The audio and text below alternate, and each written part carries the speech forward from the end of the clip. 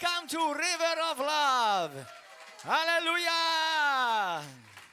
Gloria għal-mulej għabad il-Bibja fidejk miħaj u minn qalbek ejt warajja din hija l-kelma talla, hija kelma qaddisa, hija kelma eterna. Nemmina minn Genesis għal-Apokalissi. Niddikjara li jien għandi dak l-Bibja tajt li jien għandi. Jien kapaċi għal dak l-Bibja tajt li jien kapaċi u jien dak l-Bibja tajt li jien. Grazzi mulej li ħanil għal-kelma tijak u għattu iktar ma nerġa' nkun l-istess iktar f'isem Ġesu Kristu. Spiritu Santu kellimni, għatini revelazzjoni u għamel minni dak li trid int. Halleluja. Amen. Morru fil-ktib ta' Pietru. ħanamel daqsxejn recap żgħira. Dan huwa t-tielet messaġġ li jiena ħanamel fuq il-messaġġ ta' eħlisna mid-deni. Bl-Ingliż deliver us from evil. Għal daw kollha tixtiequ tiġu għada fil-għodu għada nerġa' nixxerja magħkom dal-messaġġ imma bl-Ingliż. All right. Fl-ewwel Pietru kapitlu 5. First Peter chapter 5. Gloria lil-mulej. L-Ispirtu tal-mulej qiegħed hawn. Halleluja. ħanarakom vers 6 u vers 8 jew vers 9. Kunu mela li taħt lid setana talla biex u jerfakom meta jkun il-waqt. Just f'parantesi. Alla ma jistax jerfek jekk inti l-ewwel ma tkunx umli. Ixħtu fuqu ħsibijiet kollha tagħkom għax hu jaħseb fikom. Vers 8. Hawnhekk li jridkom tisimgħu sew. Kunu meqjusa. Moħħok hemm. Oqgħod attent, dik tfisser. Be on the alert. Moħħok hemm. Oqgħod attent. X'waqt li intriqet u qed tieħu nasa ix-xitan xorta jaħdem. Mela għodu kunu meqjusa u wassu. Għax l-għadu ta'kom ix-xitan qisu l-jun qisu mhuwiex ma qisu. Qisu l-jun jgħajjat. Idur u jfittex il-min ser jibla.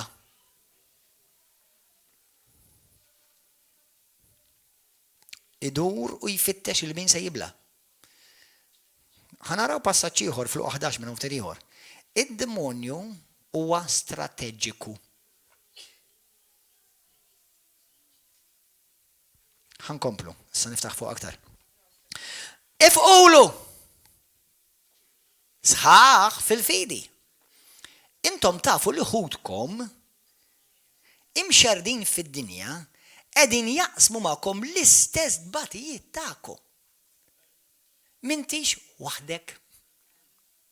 M'intix int biss li qed tgħaddi minn dak li qed tgħaddi. M'intix int biss li qed issofri, m'intix int biss li qed tiġi makkus, attakkat, insultat.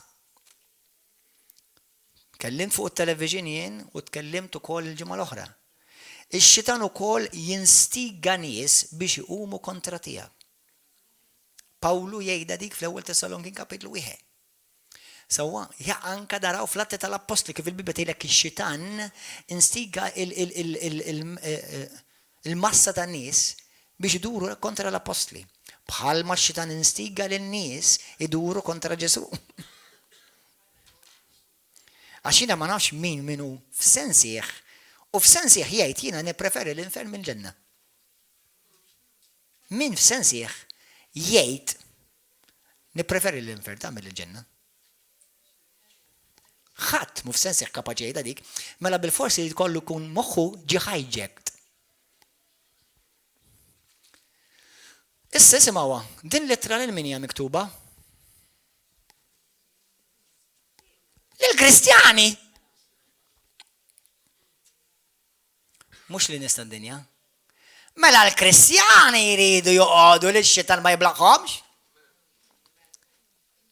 U għaliex qed ngħidha di? X'ħafna jaħsbu li għax issa sirt Kristjan, issa m'għandix problema aktar mad-demonju. Issa l-problema tiegħek trid immultiplikata.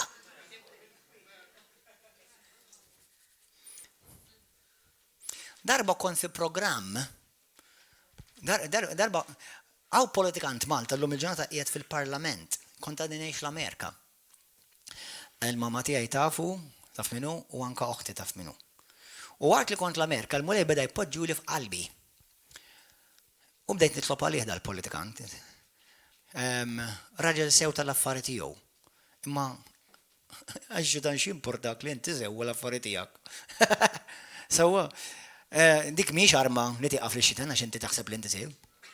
Sewwa. Avolja ħafna meta ngħidilhom xi ħaġa fuq xew, ma jiena raġel tajjeb da. X'għandu x'jasa. Tajjeb għall-ħruq.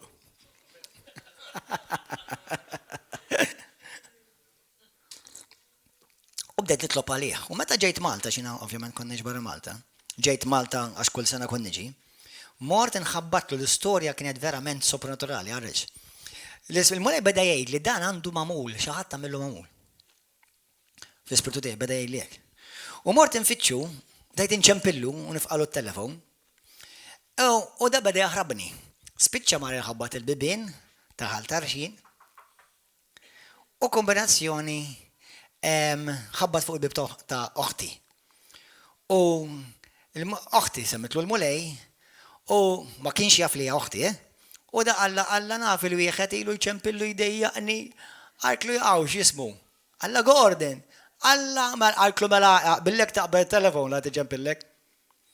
Għarklu alla ma tgħidlix li tafu, alla dak ħija għarklu dak ħija.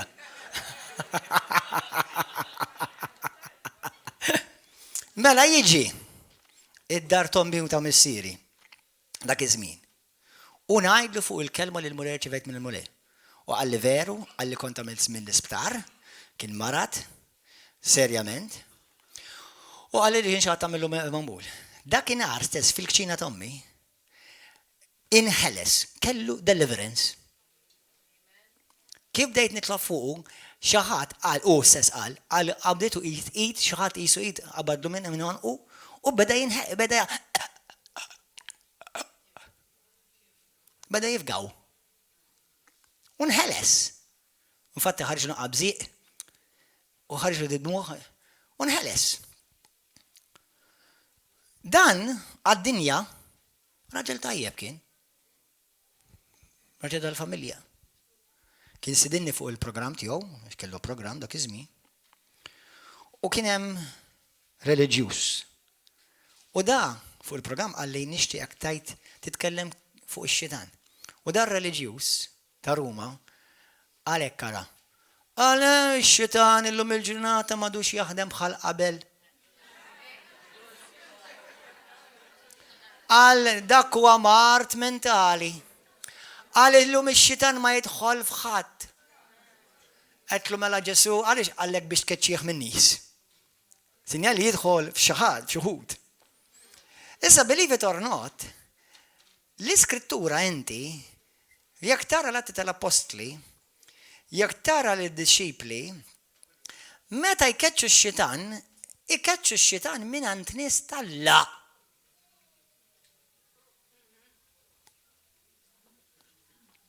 How is that? Kif? Mark 16 vers 15. Jiġifieri nies, qabel fit-testament il-qadim sa taħt il-patt kienu jmorru s-sinagoga u t-tempju. U fit-testament il-ġdid jintaqgħu il-fellowship. Sewwa, għax inti l-iskrittura ħafna ma jirrealizzawx li ta'. Ħafna l-Bibja tgħidlek, morru x'għandu l-Vanġelu mad-dinja kollha, Mark kapitlu 16, vers 15. Kull min jemmen u jitammet isalva. Kull min ma jemminx jiġi ikkundannat. U dawn huma sinjali li jsegwu lil dawk li wara li jkunu hemmnu. Mela l-ewwel tkun hemmint sir ta' Kristu vera. U daw is-sinjali issa jibdew isegwuk mhux qabel. U l-ewwel sinjal li kien jiġri meta xi ħadd isir Kristjan, Atti tal-Apostli kapitlu 8, Atti tal-Apostli kapitlu 19. Taf kien ikollhom jagħmlu ħafna? Inħelsu. U ħafna jaħsbu li x-xitan kaċċieħ minn nies ħżiena. Mur jgħidilhom li l-ewwel ma titkaċċieħ ħiċin, anzi l-unika fil-Bibja, minn nies li jkunu daru lejn Kristu. Għax jekk ma tkunx dort lejn Kristu, m'għandek l-ebda dritt tkeċċi li xi ħadd mid-dar li xi ħadd iridu hemm.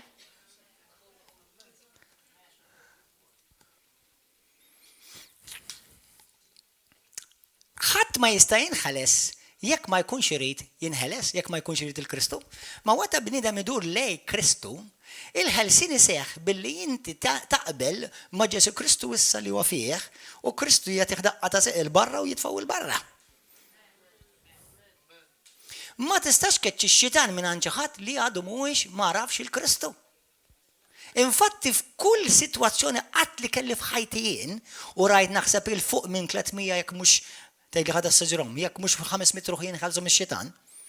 Darba konna l-Afrika, rajt jisu sala xi doppja ta' din nies jew forsi ta' di, mimlija kollha nies. Meta bdejt nitlob, kif tlabt it-talba tas-salvazzjoni bħal popcorn dew jagħmlu. Għaliex ma mhuwiex qabel?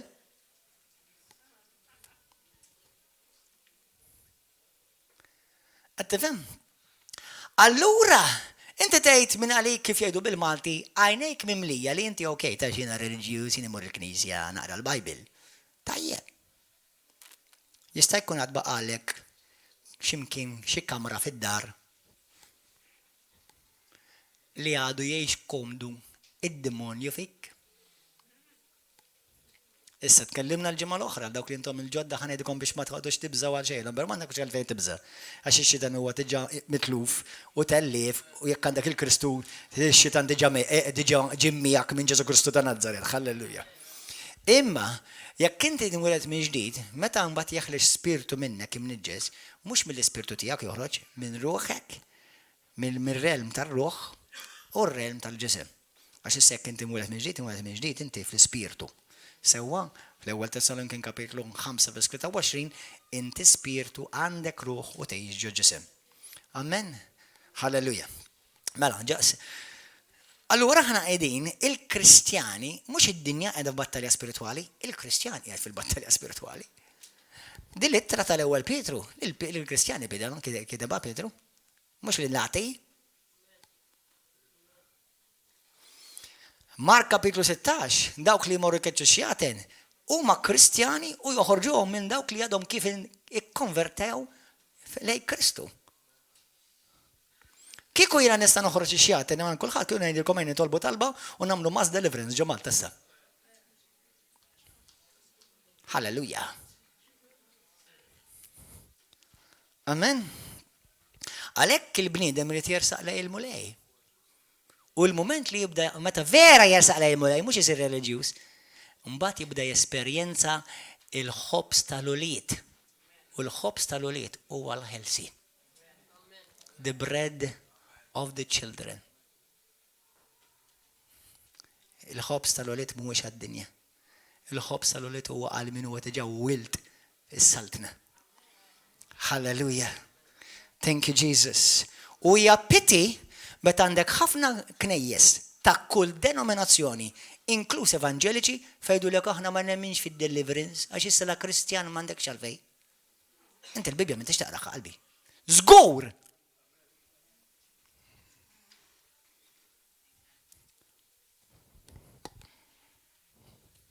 Halleluja. Mela, morru fit-tieni Korintin 11, tieni Korintin kapitlu 2 vers 11.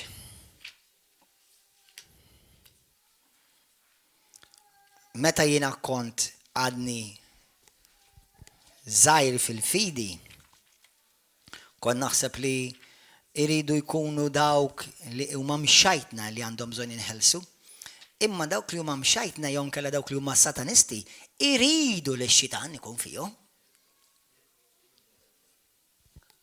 Issa, jekk jersqu jisimgħuni. Issa hemm kunċett ieħor li ħafna knejjes ma jipritkawx. Tal-anointing. Issa ftaħt l-anointing, anke jekk jiġi satanista hawnhekk jibda jimmanifesta. Għax hawn id-dilka tal-Ispiritu Santu taħt l-anointing. Qed tifhem għax issa meta fejn hemm l-anointing jew il-glorja tal-Alla timmanifesta, l-Ispirtu jimmanifesta. U jibda jagħti, jibda jitqabad, jibda jġielet u jibda jqattal dak li jkun biex ma jkunx irid ikun hawn. Ma jkunx irid jibqa' hawnhekk. Imbagħad sakemm għadu hawnhekk għadu taħt l-awtorità tiegħi, allura jiena norbtu f'isem Ġesu Kristu ma jkunx jista' jiċċaqlaq. Amen. Halleluja. Mela, 2 Korintin kapitlu 2, vers 11, tgħid biex ma jalibniex ix-xitan għax nafu x'inhuma ħsibiet tiegħu. Propju bl-Ingliż tgħid hekk ara, biex aħna ma nagħtux wisa għall-iskemi tax-xitan. Do not God have an opportunity, tagħtix opportunità lix-xitan. Fil-ktib ta' Efesin kapitlu 4, Efesin 4, marru hemmhekk. Halleluja. Efesin kapitlu 4 vers 26.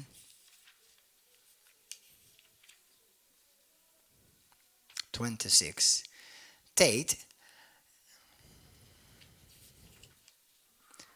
tinkurlaw ġifieri jitlalek, tirrabja ħafna, imma tidnibx. Mela hemm rabja qaddisa fil-Bibja, m'għandix ċans biex nitkellmu fuqha. Imma anke jekk nagħmlu mod mhux rabja qaddisa. M'hemm bżonn tidni, tiddajx. Tkomplix tfajjar bil-sinek, iqaf. Tħallux ix-xemx tajb fuq il-korla tagħkom, ġifieri jekk inkom koppja jew ħbieb, irranġaw. Irranġaw kollox, hemm il-Ministeru ta' Rikonċiljazzjoni.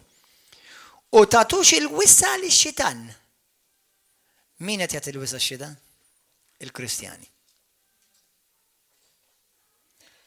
Id-dinja mhux tagħtih il-wisa, id-dinja tagħtih kollox, għax tiegħu, għax ix-xitan, id-dinja tiegħu. Tiegħu mhux by right of creation, by right of hijack. Imma l-nistalla, meta inti twassal il xi ħadd lejn Kristu, tkun ħadd il dak il-ruħ minn taħt il-ħakma tad-demonju. Amen? Allura hawnhekk daw il-Kriskritturi anke lill-Kristjani tindirizza. Mela Kristjan jista' jkollu spiritu diaboliku fih. Il-bira il-weekend li aħna hawnhekk kellna 3 is-sibt u 2 il-ħadd jinħelsu. Inħelsu. Indin hawnhekk illum grazzi mulej. Inħelsu mix-xitan. Għaliex inħelsu? Believe it or not, kollha kellhom kienu Kristjani. Wieħed minnhom kien jgħidlina naqra l-Bibja ta' ħafna. Taf il-Bibja, taf ix-xitan jaqra l-Bibja. Jaqra King James, New King James, NIV, Message, Amplified, kollha jaqraħhom.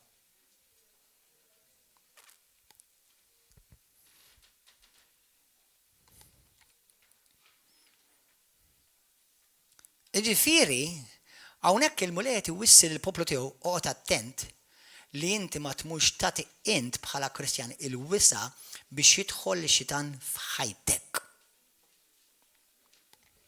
M'għandekx għalfejn tibża għax l-Iskrittura tgħidilna li Ġesu rebaħ fuq ix-xitan. Aħna għandna l-qawwa u l-awtorità assoluta fuq ix-xitan f'isem Ġesu Kristu.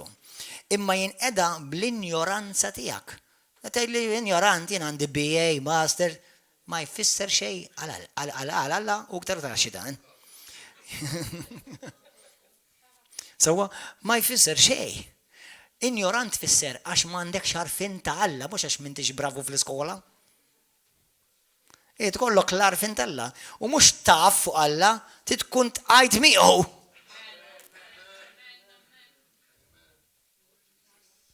Titkollok verament il-Kristu f'ħajtek, titkun verament imwielet minn ġdid. U se jekk għandek m'intix għadek imwielet minn ġdid, ix-xitan għandu kullijiet fuq ħajtek. Anzi inti għandek proprjetà tiegħu. U l-Bibja tgħid ukoll missierek. Għalhekk titbiddel missieriet u tiġi adottat issa fil-familja tal-Alla. Halleluja. Ħammorru fi ktieb ta' Luqa 11. ħadd ma jitlaqgħu. Sakru l-bibien aħwa.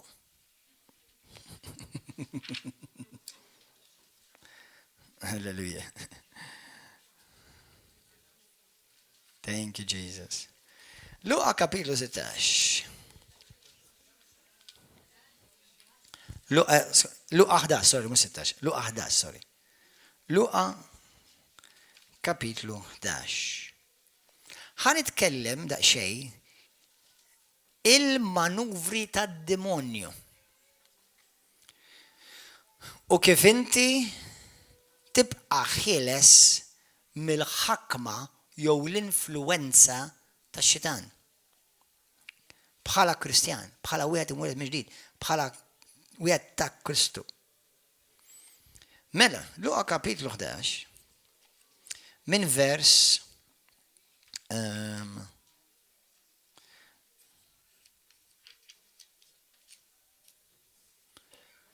min vers 14. Ġesu kien qiegħed ikeċċi xitan. By the way, għal dawk li intom ma kontux meta kont qed ninżar kont naħseb li wieħed biss hemm xitan. Hemm turrun. Hemm id-dinja miżawda bihom. Però xorta waħda m'għandekx ħabber rasek għax għal kull xitan hemm at least żewġ anġli. U għal kull mbagħad ovvjament għandek il-Alla l-Missir li Spiritu Santu tiġa ġifieri. There's no match, ovvja. Sewa, imma hemm ħafna. Meta jiena kont qed niżgħir, kont naħseb li demonju biss wieħed. Xi kultant jittanta lili, xi kultant jiddada lili. Imma actually, ix-xitan Satana huwa il-kap għax għandu ħafna demonji taħtu. Għandu ħafna demonji taħtu. U id-demonji kollha jaħdmu f'strateġija, Ġesu jgħidha ħa naqrawha, li kollha jaħdmu flimkien. Now isn't that interesting? Mela the kingdom of darkness have no problem working together, the church does.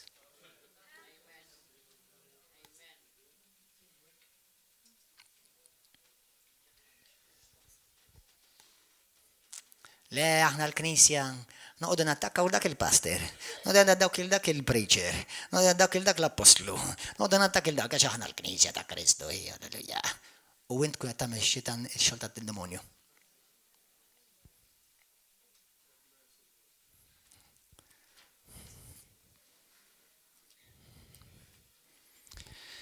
Halleluja. Ġesu kienet ikeċċi x-xitan u kien imbikkem, jiġifieri kien mutu. Billi fidonnata hawnhekk il-Bibja tgħidlek li dan ix-xitan xogħlu kien li fejn imur lil dik il-persuna jġibha muta. Meta x-xitan ħareġ, l-imbikkem tkellem dak il-persuna li kien oppressat dak id-demonju li ma kienx qed iħallih jitkellem, tkellem. U n-nies taġbu. Iżda xi wħud minnhom qalu bis-saħħa ta' Belzebub il-prinċep tax-xjaten qed ikeċċi xjaten. Darba tafx qalu lili, qalu li inti bix-xitan tkeċċi xjaten. Naħseb daw jaqraw il-Bibja. Qedtilhom qul dak il-qaddis li ħin kollu ġetta attakkat bix-xitan dak x'jaħben. Mela żewwa jiena nolli l-Kristu u naħdem nkeċċi. U dak li għamiltuħ qaddis u għamiltuħ patrun u kemm kien jaqla l-demonju dak għamiltuħ qaddis jitolbu kuljum, mhux ver. Nice. Mela min ikeċċi xjaten ta' xitan u minnu minn eżawt biex xjaten talla.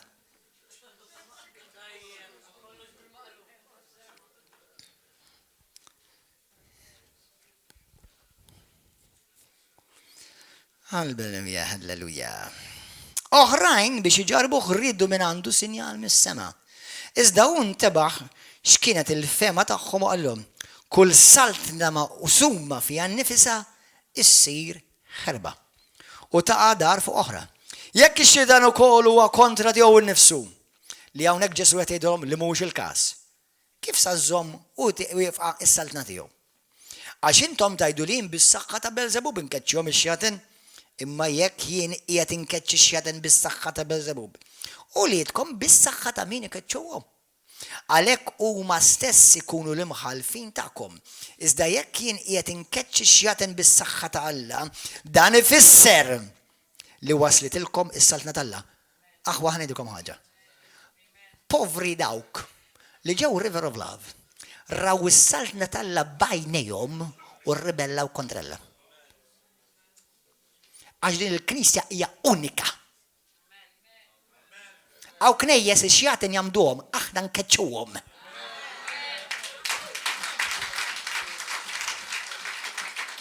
Għax fejn tara nies jinħelsu mix-xitan, Alla tgħidlek jiena qiegħed hemm tafu. Is-saltna tiegħi qiegħed hemm. Qedtelkom kemm il-darba. Alla għandu altar f'din il-pajjiż u jismu River of Love. 100%. Dak mhux qed ngħidilkom li m'hemmx knejjes oħrajn li qed jaħdmu u qed jagħmlu xogħol tajjeb. Mhux hekk qed ngħid. Qed ngħid li hawnhekk hawn altar li ġie stabbilit minn Alla b'ordni divina tal-Alla. Sewwa u l-opri tal-Alla aħna rawnihom. U ħafna li ġew hawn rawhom u daquhom. U fejn Alla tgħidlek fejn hemm nies jinħelsu, hemmhekk is-saltna tiegħi qiegħda. Għax kun taf li s-saltna tiegħi qiegħda hemmhekk. Mhux għax il-pastor huwa ħellu għax il-bessut, jew għax jitkellem l-Inġi bil-Taljani u bil-Malti, imma għax tara s-saltna tiegħi preżenti. Ġesu xejt, meta ġiju, ġis-saltna. Meta qalulu inti fi kliemi qed iddejjaqna. Biex qed indejjaqkom? Rajtu l-opri ta' missieri. Rajtu ninkeċċi xjatin. Rajtu ninfeq il-morda. U rejtkom is-saltna. Is-saltna mhux xi ħaġa li nitkellmu fuqha, hija xi ħaġa li tesperjenza. Ġesu x'talab?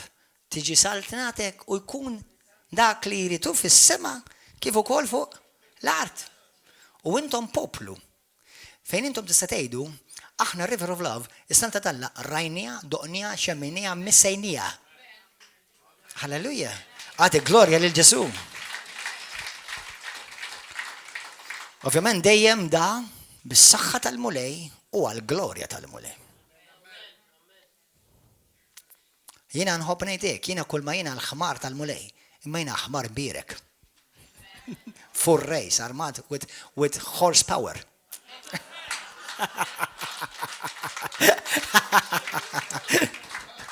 Hallelujah.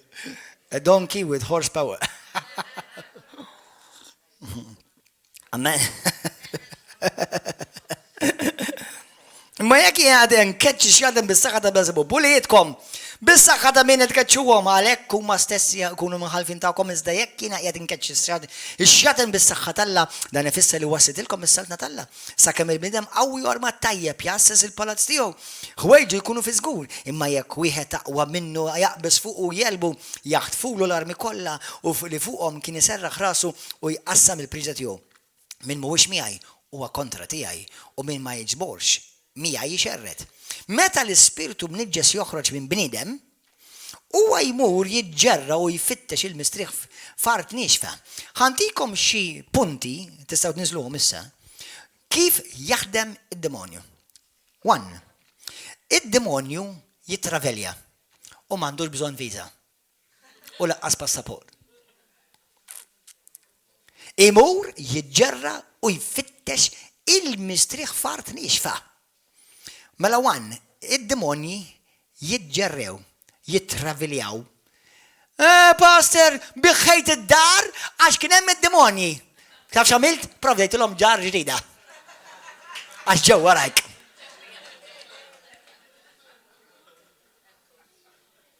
Għadni kemm smajt il-ġa ħadd jgħidili. Pastor, biħħejt id-dar għax dik kellha xitan. U issa provdejtlu a brand new home.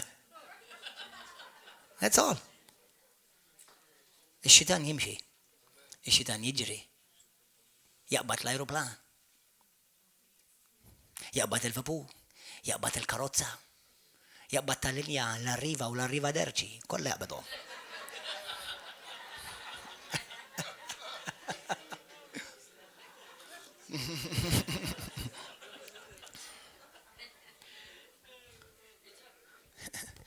Trid tara ajruplan kollha jsalvaw, għidulhom hawn demonju fuq l-ajruplan.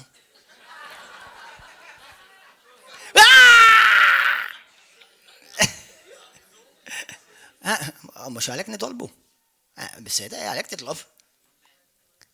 Taqbad karozza titlob, taqbad tal-linja titlob, taqbad trejn titlob.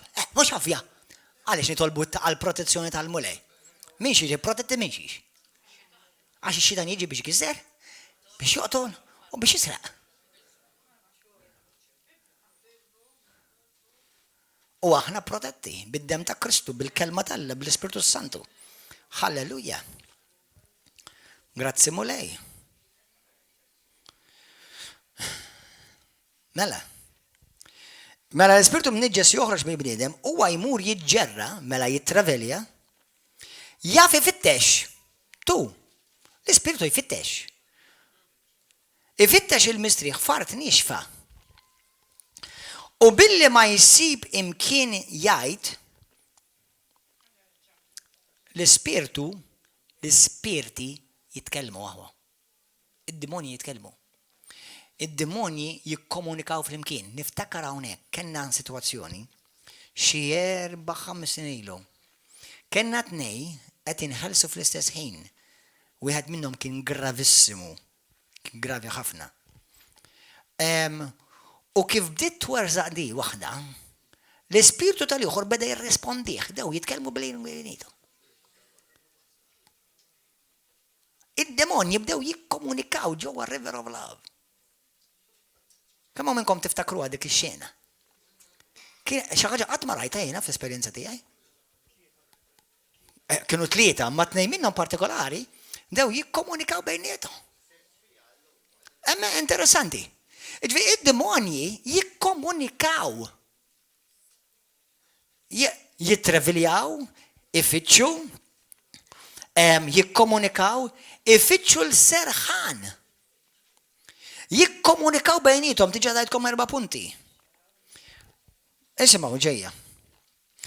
U jgħid, ħanerġa' lura lejn dar minn ħriġt. X'iktar? Id-demonji għandhom rieda, bil-Ingliż, they have a will of their own. They have a will. Ultimately, they serve their master. Mhux Alla huwa d-demonju. Imma għandhom rieda. Jaħsbu, they think. Mhumiex robots tad-demonji. They think. Għaliex inti ġieli meta naraw nies ġieli pereżempju l-ispirtu jitkellem u jkunhom konverzazzjoni. Kif tħalt? Pereżempju wieħed minnhom. Niftakar kelli xi ħadd hawnhekk u kien ħabbat li naqal l-ispirtu biex joħroġ. U ħafna drabi dawk l-ispirti li jaħabtuk l-iktar semmejtilkom il-ġimgħa l-oħra huma dawk li għandhom x'jaqsmu mal-perverżjoni sesswali. Sess.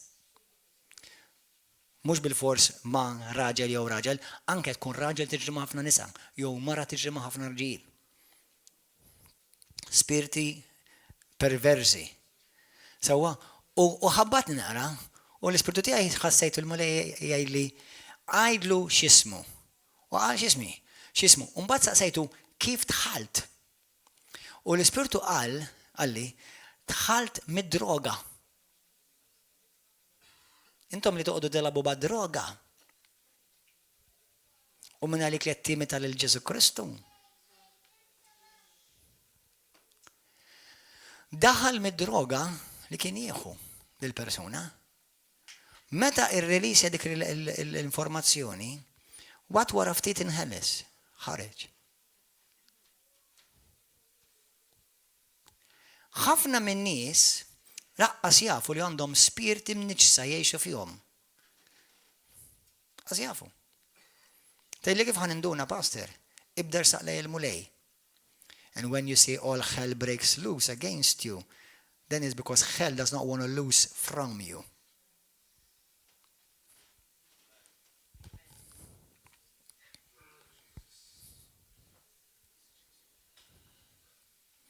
Mela nerġa' lura lejn dari minn ħriġt. U x'ħin jiġi isiba miknusa u kollox postu. Stana, x'inhi di? Isiba nadifa, qed ifittex, jikkomunika, jittravilja, però wkoll id-demonju jara u jirraġuna. U jikklejmi għalilek bħala id-dar tiegħu. Moħħkom aħwa. Jekk int illum ta' Kristu, xi darba, U xi darba kont għad-demonju, jekk inti qatt jekk tgħidli ma jiena kont vel tajjeb, tara ġel tajjeb, xorta kont għad-demonju jekk ma kontx imwiet mill-ġdid. L-iskrittura tgħidha aktar mod ċardi. Sewwa ġifieri tista' tgħidli jiena kont immur il-mużew, kont immur il-knisja, jekk ma kontx imwiet mill-ġdid, tista' tmort il-fellowship, il-mużew, il-knisja, il-katedral u xorta kont għad-demonju għadek. Għax inti titwilet mill-ġdid. Titwilet mill-ġdid, ġifieri Spiritu Santu jinvadilek ħajtek. U verament, u tinduna mbagħad, x'imbagħad kollox jidher differenti, kollox jinxtam differenti, kollox tara differenti, u tibda tgħid x'kont qed nagħmel qabel. Jiena x'kont qed nagħmel bħajt qabel. Qed tifhmu? Imma intom li nħlistu mix-xitan, għaw min ma jinħalis, ma jkollux ħelsin drastiku jew drammatiku, imma allura forsi ma tafux. Għaw min jinħeles biss billi jitfewwaq. Issa mhux kull meta titfewwaq qed tinħeles, imma jista' għaw min ikun qed jitfewwaq u ħareġ. Sewwa? Mhux għax kil ċikla u tfewwaqta. Jew anka yawning. Yawning huwa sinjal bażiku li huwa mhux daqshekk drammatiku li nies jistgħu jinħelsu waqt li kif tgħid yawning. Qed tittewweb joħroġ spiritu. Mhux jiġifieri kull meta tittewweb qed joħroġ spiritu. Tfisser li waqt li hemm ċertu talb li għaddej u inti qed tittewweb ħafna. Għalx qed tittewweb ħafna mhux soltu. Good, għad kollok their influence, complete. Sewwa, issa, imma da isma' nisew, kulħadd jgħidha warajja. Id-demonju li ħareġ minn ħajti, id-demonju li ħareġ minn ġofija, ma jitlaqqat minn ħajti. Id-demonju li ħareġ minn ġofija, ma jitlaqqat minn ħajti. I'm about to prove it to every one of you right now. The devil that leaves your body will never leave your life. Mela jekk jiena qabel kon maddas fid-droga u int ġejt River of Love jew post simili Alla missek unħlist, inti minn għajk li issa tista' tmur ma' dawk il-ħbib li għandhom id-droga. U tgħid jiena maħlus issa. Jew tgħidli jew issa jiena m'għandix problema mad-droga aktar. Min naħa tiegħek imma għadu jikklejmjak. Allura inti issa tittoqgħod attent meqjus tassessew biex dak li ħareġ ma tmurx fl-injoranza tiegħek, jiġifieri fin-nuqqas tarfin tiegħek. Tispiċċa dak tiftaħlu dak il-bib? Xi ħadd reċenti. Aħna hawnhekk nirringrazzja lil Sidna Ġesu Kristu ħaj, ikollna ħafna nies jinħelsu mid-droga f'ħakkatajn. Nies li mallu programmi, nies li jagħmlu tixk minn kollox u tobba u professuri u jiġu jinħelsu f'ħakkatajn. Dik hija tip ta' anointing u dilka li tinsab f'dan il-ministeru. Issa simgħuni. Mela kien hawn wieħed reġenti, għalli kontinni nistragilja ħajti kollha. Għalli kif ġejt inħlist it-trijat il-mulej rredu nħeles. Għalli laqqas irid inhom għandu xejn, m'għandix abtita xejn ġi. Għamel xi xarej b'saħħtu entużjast.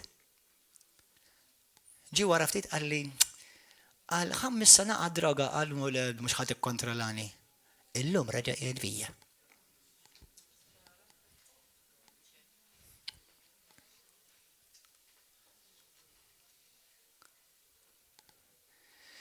Għalhekk inti minn dak li nħlist tittalaqlu il-bibien kollha. Lili id-demonju ta' droga ma jiġix warajja. Għax ma qatt ma kelli dik it-tip ta' problema. Hemm demonji oħra li jien nħlist minnhom u l-mument li nagħtihom naqra xaq minn fejn jidħlu jibdew jaħkmu. Jibdew jaħkmu ħsibijieti, l-immaġinazzjoni tiegħi, il-ħolm tiegħi jibdew jaħkmu. U tittalaq il-bib. Għalhekk jiena pereżempju ma nistax nifhem wieħed li kien maħkum mid-droga. Ma nistax nifhem wieħed li kien maħkum mid-da. Ma nistax qatt ma kien id-demonju tiegħi. Imma jekk inti tgħidli niġi l-fellowship. U xi ħadd semak nieżel it-taraġġ u bdejt kida jballa bil-Madonna. Daw River of Love.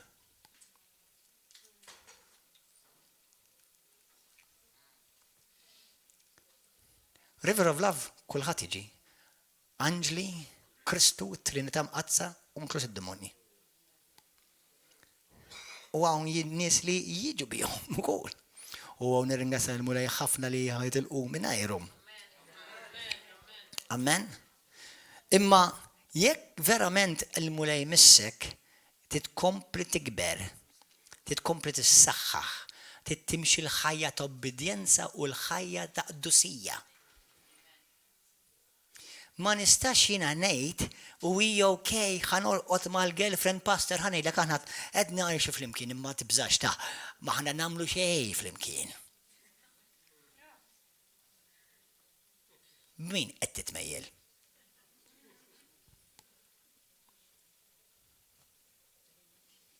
Apparti li hemm it-testimonjanza tiegħek fin-nofs.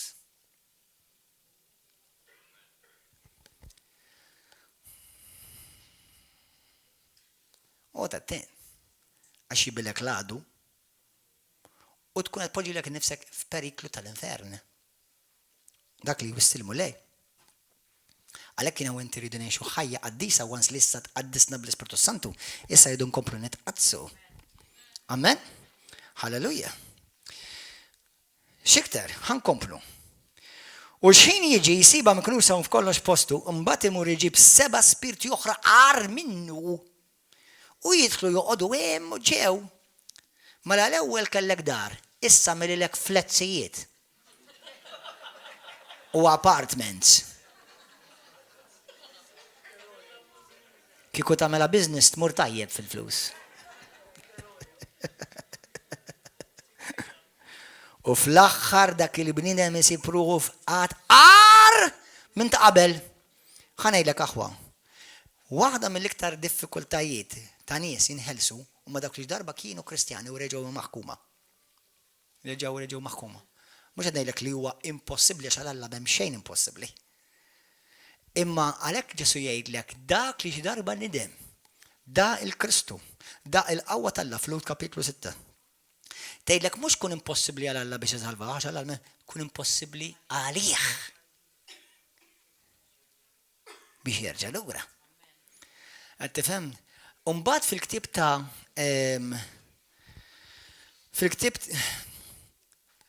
fil-ktieb tal-ewwel Pietru 2 tgħidlek li dak lill-Kristu u reġa' lura ikun imxebbaħ bħalma dak il-kelb li rremetta u reġa' mar jiekol remettar. Kemm hawn minnkom qed naqbadkom il-ġuħ issa stess? Kemm hawn minnkom xi darba irremettejt? Pereżempju, ftit ilu jiena mort nikol salset Ġermaniż u men ngħidlek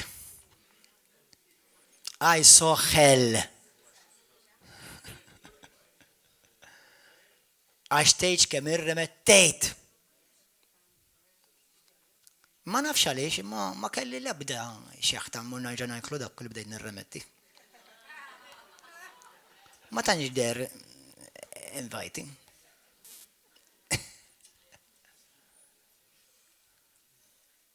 Għaw minnkom tgħidli pastor jaqaf x'ħan irremetti. Ara kemm gravi il-bniedem jidaq il-mulej u reġa' lura f'għajnej Alla.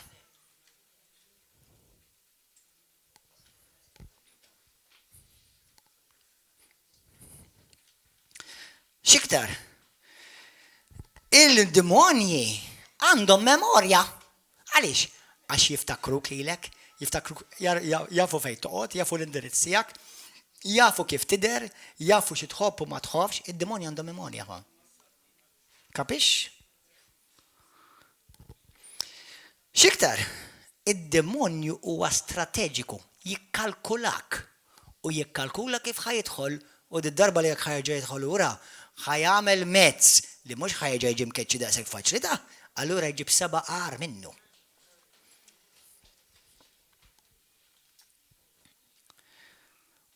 U d-demonji għandhom pjan. U jafu li hemm ċertu demonji jafu li hemm ċertu demonju huma ta' rank akbar minnhom jew iktar b'saħħithom minnhom. Allura jmorru jġibu dak li huma ħjar iktar b'saħħithom minnhom war minnhom, ħalli lilek iġibuk inkapaċitat. Hemm ħanejdilkom aħwa, aħna għandna 5 sensi. Għandna 5 sensi. Għandna is-sajt, is-xam, is-sound li nisimgħu is-smieħ, skużawni, is-smieħ. It-touch, il-mess, u għaw xi minnkom you're making a mess. U t-toma. Dawn huma sensi li x-xitan juża biex jidħol f'ħajtek. Huma sensi li juża x-xitan biex jidħol f'ħajtek. Dawk ġieli tkellimt fuqha, dawk li jfittxu li biex jadoraw lill-Alla jridu jmissu xi ħaġa, jaraw xi ħaġa. Fil-ktieb ta' Deuteronomju, irridkom tmorru darawha di, morru l-ktieb ta' Deuteronomju.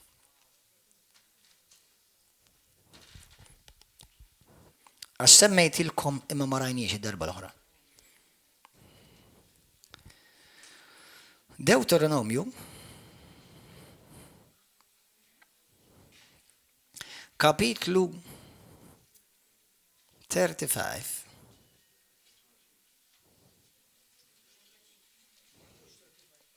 Minuta ftit. 32.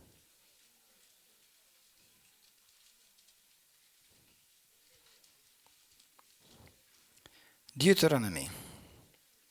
Di ħassa from the back burner qed noħroġ. 32. Araw xi tgħid verse 15, 17.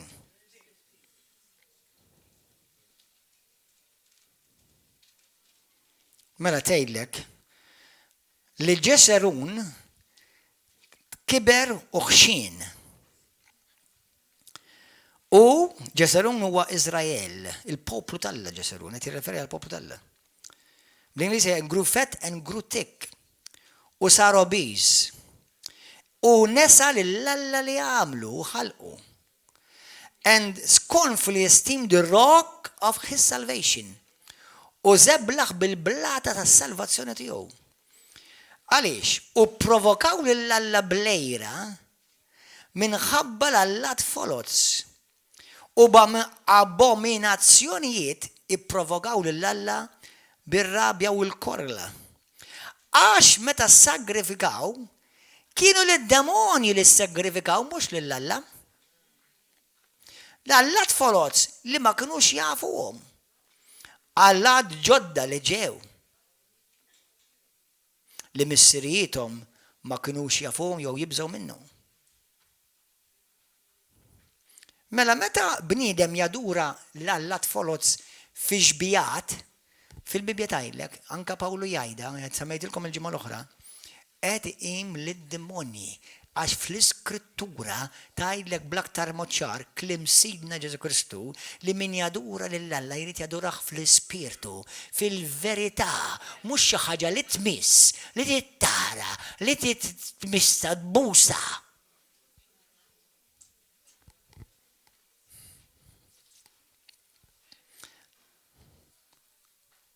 Dak huwa t-tieni kmandament li r-reliġjon ta' Ruma ħasret. Il-Bibja tgħidlek li min jagħmel dan hemm saħħta tiġi fuqu għat-tielet u r-raba' ġenerazzjoni daqshekk hija serja quddiem Alla. U fil-ktieb ta' Deuteronomju kapitlu 4 Alla jgħidilhom li meta jiena dertilkom jiena ma rajthom l-ebda forma la kelb la qattus la mara la raġel imma l-bniedem xi jrid tieni forma. U għala tgħidlek it-trasforma.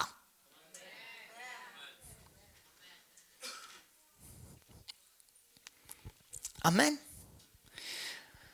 Mela, għod attent għax il-demonju juża dak li inti tara. Għod attent xi stampi tara, għod attent xi stampi għandek fuq il-mobile tiegħek, għod attent x'tara fuq il-YouTube, għod attent x'tara fuq il-Facebook, għod attent x'idħlu fil-gates ta' jnejk, il-Bibja titkellem fuqha. U tattenċi programmi jaraw. Għaw nisa, u li naħseb id-Desperate Wives għal Maltin jott. Kemm minnkom ġieli smajtuh b'dak il-sensi la Desperate Housewives. Ma nafx għaliex ħafna Desperate House Maltese Wives ħlif tara serje ta' taqliħ, ta' dardir u ta' rimettar vera ma jħawlux, ma jħobux jaraw. Għara, li kullu l-spirtu tal-la vera jammar fik. Inta fxie tittex ħabbejtek, gottivi, għajt il-verita, xiktar, Daystar, dawk l-affarijiet fittex, mela ħlif, dak jaqliba lil dik, dik jaqliba lil dik, dak jġagbina lil dak. Ma nitlix serja jien. Dak huwa klimbax, eżempji ħżina, violenza. Għandi minnhom fil-familja tiegħi ma jitilfu serja waħda. Mbagħad irid ifiq għax għandi l-mart. Għax marejda tiġanera għarari. Itlab għalija, marejġ.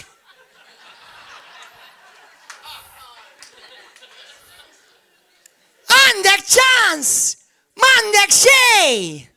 Għandek ċans tinvesti! Tħalli l-kelma qaddisa tara tinvadilek ħajtek tfejqek teħilsek! Halleluja tatik il-ħajja ta' dejjem!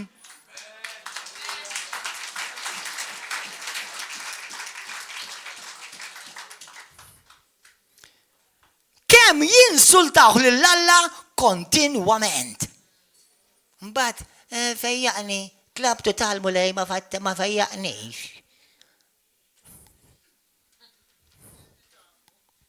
Eżatt. Ma jafekx qalbi lilek.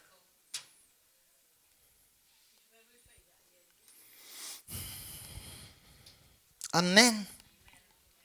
Fi ktib ta' Ġoswe, kapitlu 7 u 8, Alla jgħid lill poplu tiegħu meta ħarriġhom minn daħt il-jasar u kienet iddaħħalhom fl-art imweda u kienu qed jiffaċċjaw il-ladu moħħkom hawn għax intom qed tiffaċċjaw il-ladu kontinwament bħal kulħadd. U Alla qallhom tmissux dak li huwa mniġġes u ddaħħlux fil-kamp tagħkom dak li huwa projbit. Under the ban bil-Ingliż tgħidlek, jiġifieri hemm kelma li huwa dnub. U kien hemm xi ħadd fil-kamp ta' Iżrael, fil-kamp ta' River of Love. Sewwa, u daħħal xi ħaġa li Alla qallhom dar daħlux. U dal-balalu ħasab li Alla għadu l-bambini bennu. U allura ħasab li mhux ħajaraħ. Sewwa, u daħħal xi ħaġa misħuta fil-kamp ta' Iżrael. U marru quddiem armata u tilfu. Meta u marru quddiem armata żgħira u tilfu. Meta kienu rebħu ruġmata armati ħafna kbar minnhom bil-bosta imma x'kellhom l-Alla magħhom. U meta Ġoswe qallhom olej x'għamilt? X'ġara? Qallhom jiena ma morx magħkom mort tiġġieldu waħedkom. Allora għax intom lili nikkittuni bżaqtuli f'wiċċi din il-verżjoni ta' Gordon John Manche version. Bżaqtuli nikkittuni għamil tant magħkom u mbagħad tmorru ddaħħlu xi ħaġa li hija misħuta. U tagħmilha fil-knisja biex kulħadd joqgħod jadora jmissa u joqgħod jagħmilha xamat. U inti titaqgħod Alla tiderem!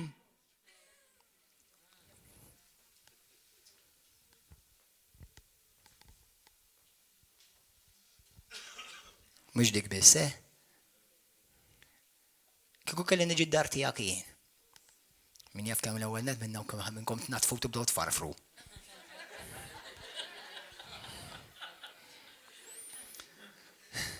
Imma xem fid-dar tiegħek li qed inikket il-Alla tjoffendi l-Alla. Jekk għandek t-shirt ta' wiċuħ ta' mewt, jekk għandek t-shirts ta' xi Black Sabbath, dak huwa nsolt kontra Alla ta'. Is-Sabat kien il-ġurnata qaddis taħt il-patt il-qadim. Issa kull ġurnata jaqaddis hekk inti tiegħu. Sewwa, imma huwa insult apposta kontra Alla s-Sabat is-Sibt imqaddis. Sewwa. Jew nkella għandek xi grupp ieħor u mostri u xi jagħten ħirġi mill-kiterri. Jo affarijiet oħra fid-dar, films tal-okkult, DVDs tal-pornografija, affarijiet bħal dawn li inti tiżżomm fid-dar tiegħek. U inti trid il-bark, Pastor ma nafx għaliex jitlob għalija għax tkolli ħafna ħawl mikra fid-dar. I wonder why. Taf għaliex. Kif qed jidħol dak id-demonju fil-ħolm? Li kollok ħolma darba jinnaf forsi jista' jkun wara l-preaching ta' di u forsi jgħod minnkom tgħidli beżżani pasta. Ma titlaqx lejla qabel ma tlob għajje. Bless you, bless you. Halleluja. Arraj. U inti tħalli dawk l-affarijiet li Alla qallek huma misħuta fid-dar tiegħek. U qed tiftaħ il-bibien għad-demonju.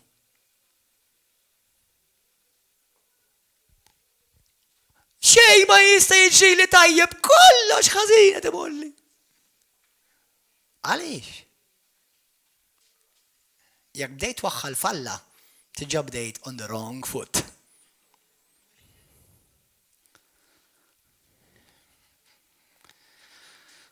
Sewwa. X'iktar? Affarijiet ta' nċens. Affarijiet li aħna nxommu. Sewwa, ma fiha xejn li inti kollok xi ħaġa xi nċens minn dak li fuq biex tagħmlu d-dar tiegħek. Jew ma fiha xejn li inti tħobb naqra atmosfera hekk ta' romantiċiżmu jkollok xi xema. Però fiha jekk tagħmilha quddiem ideoloġik hija forma ta' qima. U by the way, dawk xorta waħda ma jarawx. Tista' tagħmilhom floodlight.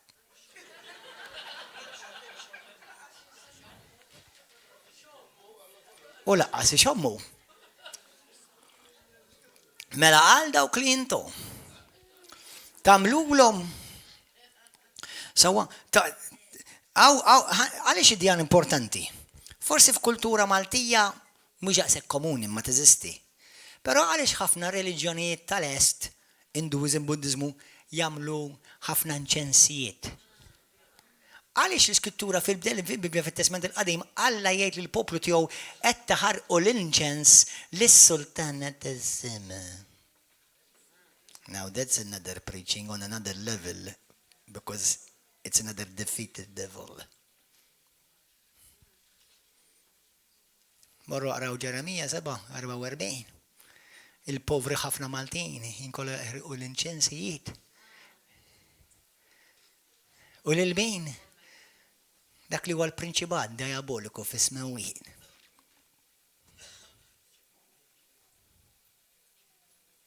How many of you want me to preach about this? Come again next time. I will.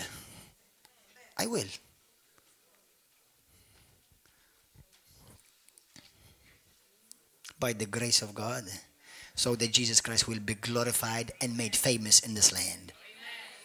Hallelujah. Sounds. Għodu attenti x'mużika tisimaw. Għax hawn mużika li fir-realm tal-okkult hemm ċertu beats qedtilkom darba l-oħra, għodu attenti x'sounds.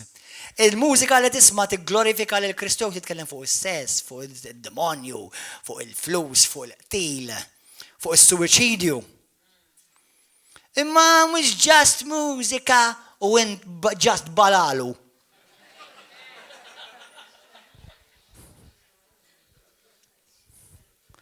Timmaġina dik it-tip ta' mużika tindaq fil-ġenna?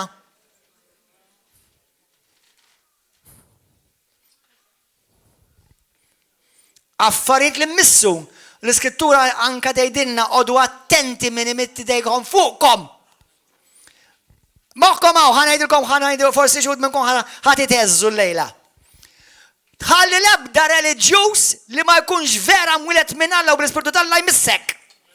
Mux qed ngħidlek imissek għax imissek idejk ta? Jgħidlek ħanitlob fuqek, jgħidlu no way, jgħidlu ħanitlob fuqek jien issa. Għax jimparti għalek ruxma ta' spirti reliġjużi mniċsa u mbagħad tiġi marri tgħidli passer ġara li qed iħossni magħkuż minn mindu ġiddar tiegħi u bada jbierak kull imkien u bada jgħab. Let's go. Mela. Spiritu ta' reliġjon m'għandux xaqsam xejn ma' l-Ispirtu ta' Kristu li ħalli nadoraw.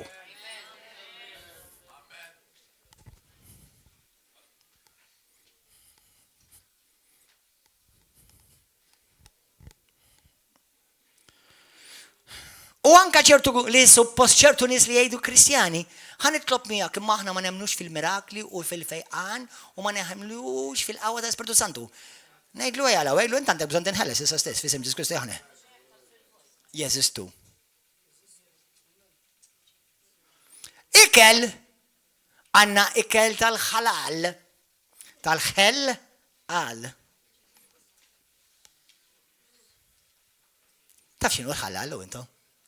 Mux għaz biex jizvejni għawam ta' ikun hemm talb Iżlamiku fih. U lil min qed isejħu? Il-Kristu Ġesu li ben tal-ħajż gulli le. Mela meta tmorru għand xi ħell għal, make sure that heaven invades. U ikel ieħor simili, tista' tmorru għand xi restorant Indjan u jkollhom xi naf xi ħadd qed jitlob l-allat folos tal-Hinduiżmu. Itolbu.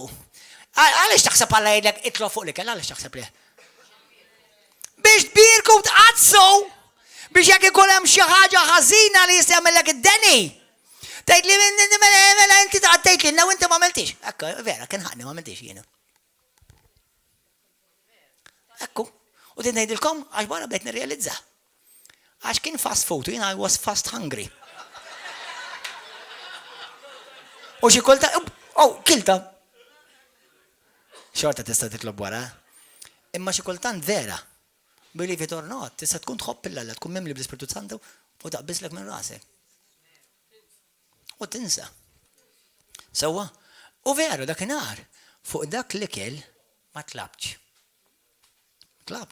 U il-mulej beda jfakkarni li fl-Ispiritu tiegħi dak il-ħin kien hemm l-Ispiritu Santu beda li pray before you eat. U jiena kelli tfal tiegħi jipprova moħħhom ma ħarbu li xi jaqsbu li xi triq u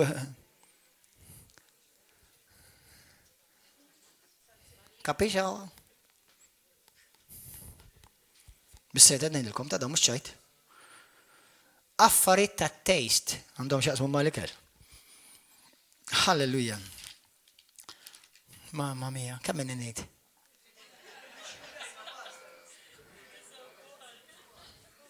Le naħseb il-part 1B ħankompli next time.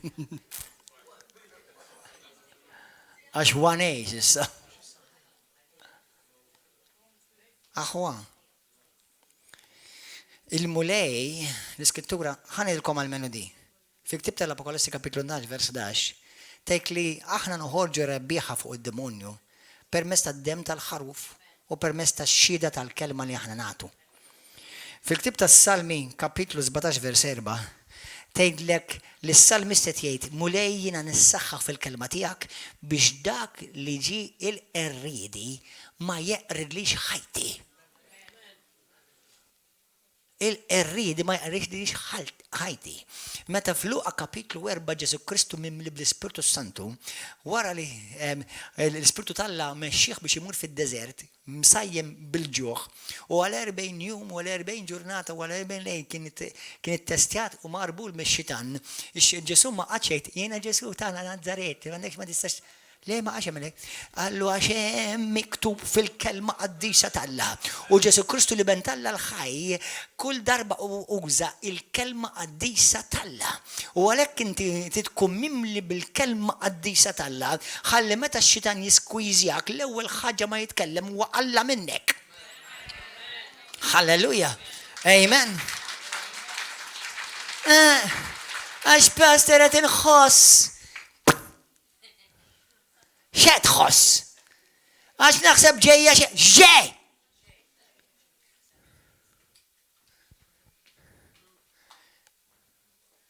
Xut minnkom, naf ta' kentom xaq taraw il-bibja u timmeditawa, għax min joħroġ minn fomok. Għet jirrifletti xin bin xin diet timtela.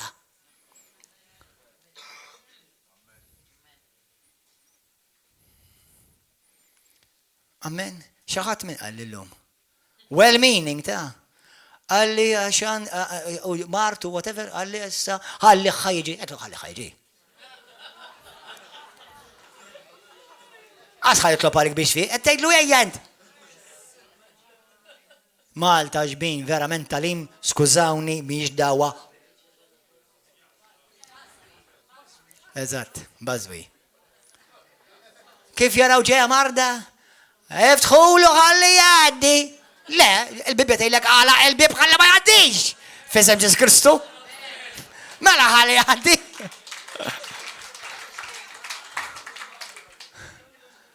Xi kultant, jista' jgħaddi xi wieħed oħxon u jkaxkarek miegħu ta'.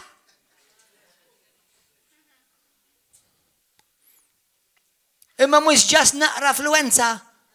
Mur aqra reġistru tal-mejtin kemm immitu bil-fluenza. Jekk jaffettwalek il-pulmun, jekk jaffettwalek qalbek, jekk jaffettwalek il-membri oħra tal-ġismek.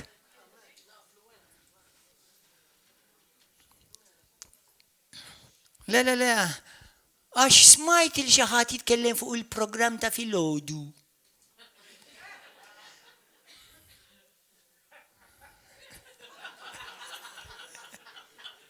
Tal-breakfast show.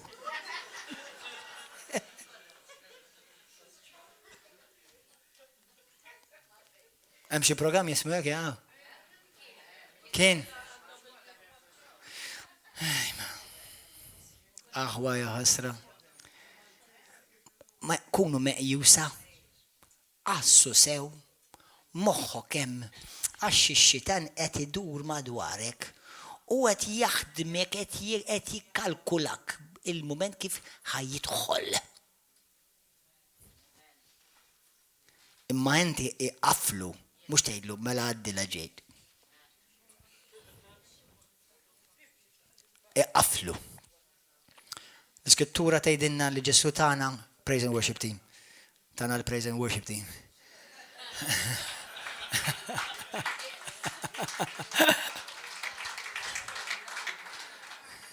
Ġesu tgħidilna f'Mattew kapitlu 28 vers 19-20. Luqa kapitlu 9 vers 1. Luqa kapitlu 10 vers 1 u 2 u vers 17-21. F'Mark kapitlu 16 vers 15-20. L-Iskrittura tgħidilna akbaru dak li hemm ġo fina minn dak li hemm fid-dinja u l-Iskrittura tgħidilna l-Iskrittura kollha oħrajn li semmejtilkom li aħna għandna qawwa u awtorità fuq l-infern u x-xjaten tal-infern kollu bil-qawwa ta' Sidna Ġesu Kristu. Halleluja. Halleluja. Amen aħwa. Ejja nkunu ħanilkom aħwa, kien hemm affarijiet oħra x'qed ngħidilkom. Però diħan semmija dik kienet parti mill-preaching number 2. Sibta ħad tkun number 1 kollha jien. Però jekk inti taħseb kemm minnkom tgħidli pasta ħadd biex nisma' dil-kelma u tallimt xi ħaġa minnha, grazzi Ġesu. Però ħaġa oħra ngħidlek. Jekk inti m'intix imħeġġeġ bin-nar tal-Ispiritu Santu, ħad tkun kandidat perfett biex id-demonju iddur madwarek u fl-aħħar jibilek. Fil-ġenna m'hemmx lukewarm Christians. In-nistalla vera mhumiex dawk li jiena jammur il-fellowship jekk mummarxu. Naqra l-Bibja xi kultant naqqa ma naqraħix. Le, in-nies vera Alla huma dawk li huma mħeġġa bl-Ispirtu Qaddis Alla u jekk inti wieħed minnhom illum għandek bżonn tiġri lej il-gartal, għandek bżonn tindem u tgħidlu mulej qaddis aħfilli talina kiesaħ, talina fit, imma x'kiesaħ terġa' fietel u mulej qed wissin il-lejla permezz tal-kelma tiegħek biex jiena nkun ħġġiġa għalik mulej qaddis għax fejn hemm in-nar qaddis id-demonji jibżgħu. U xi ħaġa interessanti, ħafna min-nies li kienu qed jinħelsu mix-xitan, ħafna minn nies li jiena rajt inħelsu qudiemi, ħafna minnhom jgħidu n-nar li jħossu fuqhom meta jgħid l-Ispirtu Alla jiġi fuqhom. Issa meta inti xal-Kristu anke tersaq lehom uħossuk in-nar għax inti nar. Jiena u inti nar Alla. Ministri tan-nar. X'reliġjon? Jiena u inti rridu nkunu ħoġġiġa tal-Ispiritu Santu u jekk niżloq xi waħda, halleluja nerġa' nsejjaħ dak l-isem qaddis ta' Ġesu Kristu li qatt ma talaqni, qatt ma abbandunani u nerġa' niggranfa miegħu u halleluja u glorja lilek mulej qaddis. Amen aħwa. There is no such thing as lukewarm Christian. Ma tistax tgħid għax jiena hekk ta' mela nbidel. mela nbidel, mela nkunu trasformat. It's time for the Church of the Living God to do its work. Amen. U jekk żbaljajt, aħna dajfa f'dan il-ġisem b'saħħitna fi Kristu. Jekk żbaljajt indem, hemm id-dem ta' Kristu. Hemm l-Ispiritu Santu mill-kelma tal-Alla indem. Jekk għandek bżonn tirranġa magħhuk, irranġa kun umli.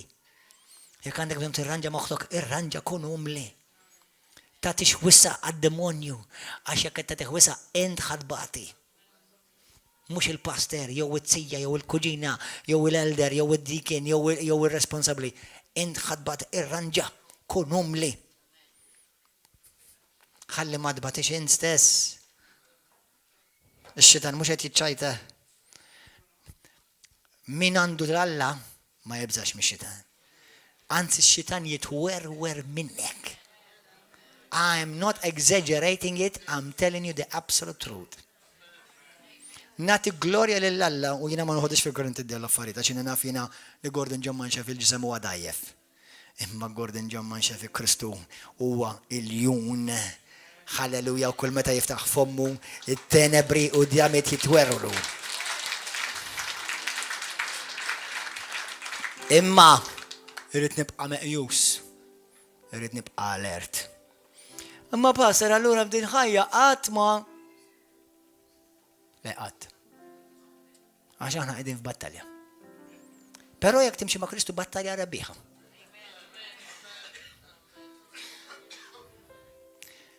Il-mistrieħ totali għand il-mistrieħ fi Kristu. I'm not struggling in my faith by the grace of God and for His glory. Però naf li id-demonju would love to see me fall. But he's going to continue to wish. But because it will never come true. In Jesus' name. Għax mhux jien li nżomm il-Kristu, huwa Kristu li jżomm lili. Hallelujah.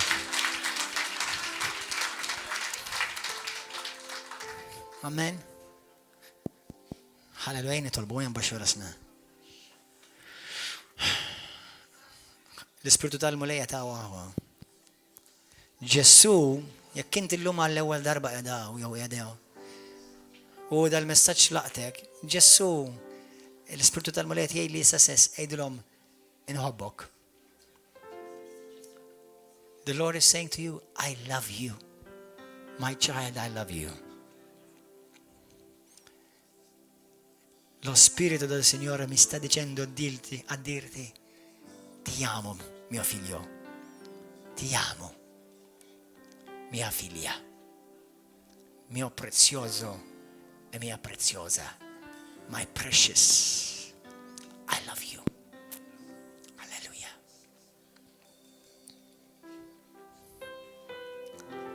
Close your eyes. Thank you, Lord. Hallelujah. Tkellem għal mulej stess. Talk to the Lord right now. Talk to Him.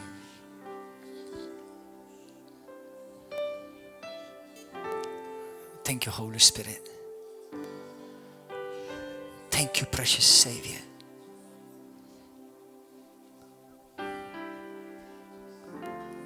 Kurasha kede de babo sotraya.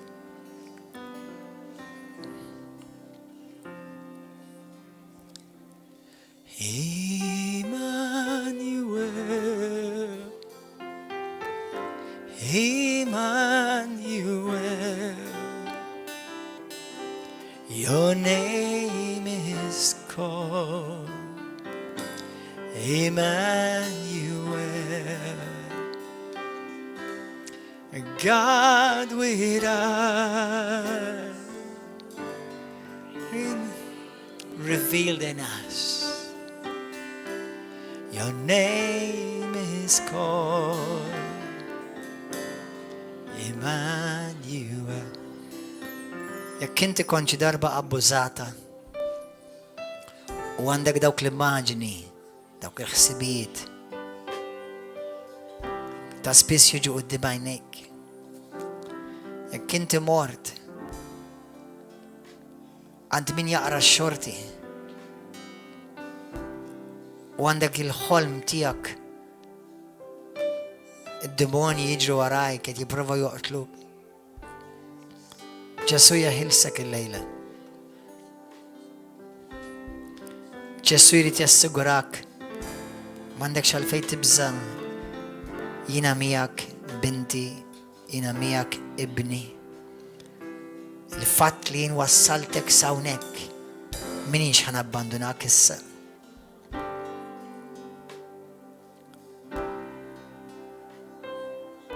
Ejd it-talba warajja kollha kemm aħna ħwa. Jekk inti qed fuq YouTube tista' tgħid it-talba miegħi. Għamel il-Ġesu s-Sit u s-Salvatur tiegħek. Itolbu jaħfillek għala il-bibin kollha li inti taqaf bihom. U jekk hemm oħrajn il-mulej joriku jarfek. Ejdi talba warajja jekk inti l-lejla tixtieq tagħti ħajtek il-Ġesu Kristu. Jekk inti tixtieq tgħid il-Ġesu jsir is-Sit tiegħek u s-Salvatur tiegħek. Jekk inti għandek xi spiriti fid-dar tiegħek. Dawk l-spiriti ġew jew minn xi dnub li inti forsi għext fih, jew minn xi okkult li inti kellek xaqsam fih, jew minn xi ħadd li għamel xi ħaġa li fetaħ il-bibien għad-demonju fid-dar tiegħek. Kossa la rabandja korrodo bossatati. Imma l-lejla Ġesu jaħilsek. Il-mulej jaħilsek issa stess bil-qawwa tiegħu. Itlob minn qalbek issa stess it-talba u wejda minn fommok warajja. Ejdlu mulej qaddis. Abba missier. Niġi għandek issa stess. Grazzi tal-kelma tiegħek. Mulej jiena nindem minn dinubieti, mill-ħajja tiegħi, mill-ħażin dak kollu li jiena għamilt. Mulej inti ilek tiġri warajja. U fil-ħnina kbira tiegħek qed tagħtini ċans biex insalva. Nindem minn dinubieti mulej u nitolbok taħfilli. Minix ħanġib iktar skużi mulej. Qed torini ċar bil-kelma tiegħek u l-Ispiritu Santu. Mulej jiena nemmen fik b'qalbi kollha. U niddikjara li Ġesu Kristu huwa l-eben tal-ħaj metalija fuq is-salib u mat-tielet jum reġa' l-xoxta. Nemmen il-Vanġelu ta' Ġesu Kristu. Mulej irid nagħmel dan il-pass biex mod serju nagħmel commitment miegħek mulej. Ix-xitan jaf jekk kienet hux verament nkun serju jew le. Anka intaf mulej jekk hux vera dit talba tnejda minn qalbi. Għalhekk minn qalbi ngħidlek mulej. Millum il-qudiem jiena nagħtik ħajti. U norbot li nnifsi f'patt ma' Ġesu Kristu. Bħalma nintrabat fi żwieġ miegħek mulej qaddis. Bħalma l-arusa tingħaqad mal-arus. Bħalma l-Knisja tingħaqad ma' Kristu. Hekk jien mulej llum ningħaqad miegħek ħaġa waħda miegħek. Ġesu mulej millum il-qudiem mexxini int. Ħanagħmel f'ħajti li trid int. Għatini l-ġuħlat ċalik mulej. Marriċ inkun Kristjan medjokru, imma rrid inkun Kristjan ġenwin. Ma importani xejn ħadd ieħor, x'importani huwa dak li tajt int mulej. Ġesu ta' Nażaret, li bentalla l-ħaj, int li mittalija fuq is-salib, u li fuq is-salib ġarrejt il-mart kollu tiegħi, is-saħħtiet kollha tiegħi, u d-dnobiet kollha tiegħi. Int li mitt ma' t-tielet jum u ma' t-tielet jum erġajt irxoxtajt u qont mill-imwiet qomt rebbieħ fuq ix-xitan, fuq il-mewt u fuq id-dnub. Kun int is-Sit tiegħi u l-mulej tiegħi. Grazzi mulej. Nitolbok issa stess biex timlini bil-Ispiritu Santu. Imlini bil-Ispiritu Santu. Għatini l-ġuħ għalik, mulej. La tħallini għat nibret mill-imħabba tiegħi lejk. La tħallinix nibret, mulej. Imma ħeġġeġ fija il-qawwa tal-Ispiritu Santu tiegħek. Illum jiena niddikjara jien ta' Ġesu Kristu u d-demonju m'għandu l-ebda seta' iktar fuq ħajti. Użani mulej għal-glorja tiegħek. Ix-xitan huwa taħt saqajja. Kristu huwa f'ħajti. Ġesu biss huwa r-ras tiegħi, il-mulej tiegħi. Grazzi missi tal-ismajtni. Millum il-qubdim nejxa għalik. Mux bis-saħħa tiegħi, ma bis-saħħa tiegħek u għall-glorja tiegħek. F'isem Ġesu Kristu. Amen. Halleluja. Għajna tuġab kbira l-Ġesu. Il-daw kolla li juma fuq YouTube, nedulkom God bless you. Narawkom il-service li mis. Pero jekk inti illum jgħataw